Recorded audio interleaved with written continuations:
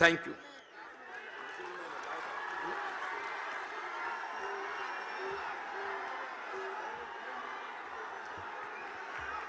ఇప్పుడు మీరు ఎప్పటి నుంచో ఎదురు చూస్తూ ఎన్నో రోజుల నుంచి కేసీఆర్ గారి పలుకు వినాలి, కేసీఆర్ గారిని చూడాలి అని ఎర్ర టెండ కూడా వదిలిపెట్టి వచ్చిన మీ ఈ అవకాశం తీసుకున్న మా గౌరవ ముఖ్యమంత్రి వర్యులు, మాజీ ముఖ్యమంత్రి వర్యులు, తెలంగాణ వ్యవస్థాపకులు, తెలంగాణ రాష్ట్ర సాధకుడు ఇలా కల్వకుంట్ల చంద్రశేఖరరావు గారిని వారి సందేశం ఇవ్వాల్సిందిగా కోరుతున్నాను.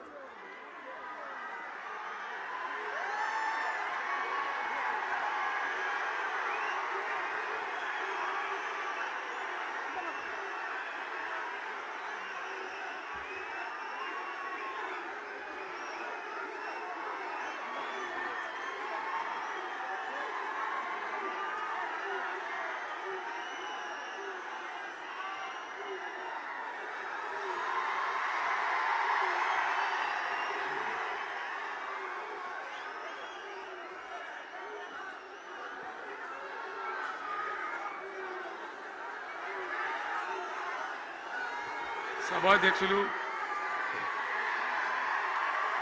జగిత్యాల జిల్లా బీఆర్ఎస్ అధ్యక్షులు గౌరవనీయులు విద్యాసాగర్ రావు గారు,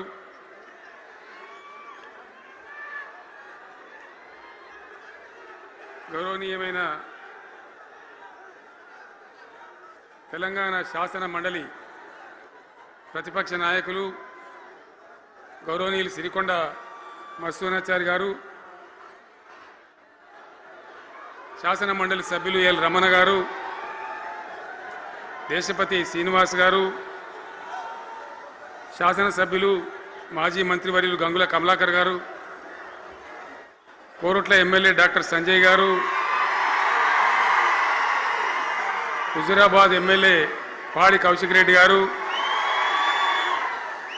జనగామ ఎమ్మెల్యే గౌరవనీయులు పల్లా రాజేశ్వరరెడ్డి గారు,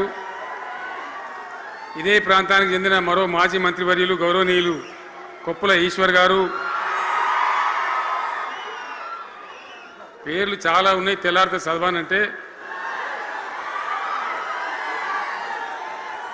వేదికను అలంకరించిన మాజీ ప్రజాప్రతినిధులు, మాజీ జడ్పీ చైర్మన్లు, స్థానిక సంస్థల ప్రజాప్రతినిధులు, అందరికీ నా నమస్కారం.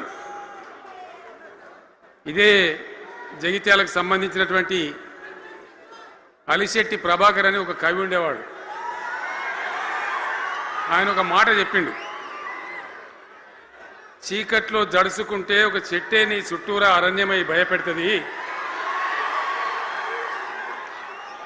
గుండె అంటూ కలిగి ఉంటే గుండె ధైర్యం ఉంటే నీ వెంట అదే పెద్ద సైన్యమై నిలుస్తుంది అని చెప్పిండు ఆయన. ఇలా నా కళ్ళ ముందున్నటువంటి మీరు, మీతో రెండింతలు బయట రోడ్ల మీద ఉన్నటువంటి అశేషమైనటువంటి జీవన్ రెడ్డి గారి అభిమానులు, మీ అందరి ఆశీర్వాదంతో ఈరోజు జీవన్ రెడ్డి గారి చేరిక కరెక్ట్గా ఆయన గుండె ధైర్యం ఉన్నాడు కాబట్టి, ఉన్నట్టు నికాలస్గా మాట్లాడతాడు కాబట్టి ఇలా ఆయన నిర్ణయం తీసుకొని ఇంత పెద్ద సైన్యాన్ని తీసుకొని తెలంగాణ రాష్ట్ర భవిష్యత్ ప్రయోజనాల కోసం ఆయన బీఆర్ఎస్లో చేరిన విషయం మీ అందరికీ తెలుసు. ఆయన వెంట మీరందరూ వచ్చి ఎవరైతే అందరూ ఈరోజు చేరినరో, ఇంకా రాని వాళ్ళు కూడా ఉన్నారో గ్రామాలలో, పట్టణంలో, మీ అందరికీ ముఖ్యంగా జీవనన్న గారికి, ఆయన వెంట వచ్చినటువంటి ప్రతి పౌరుడికి, ప్రతి అన్నకు, ప్రతి తమ్ముడికి, ప్రతి చెల్లెకి కూడా పేరు పేరున బీఆర్ఎస్ రాష్ట్ర అధ్యక్షుడిగా నేను హృదయపూర్వకమైన స్వాగతం, సుస్వాగతం తెలియజేస్తా ఉన్నాను.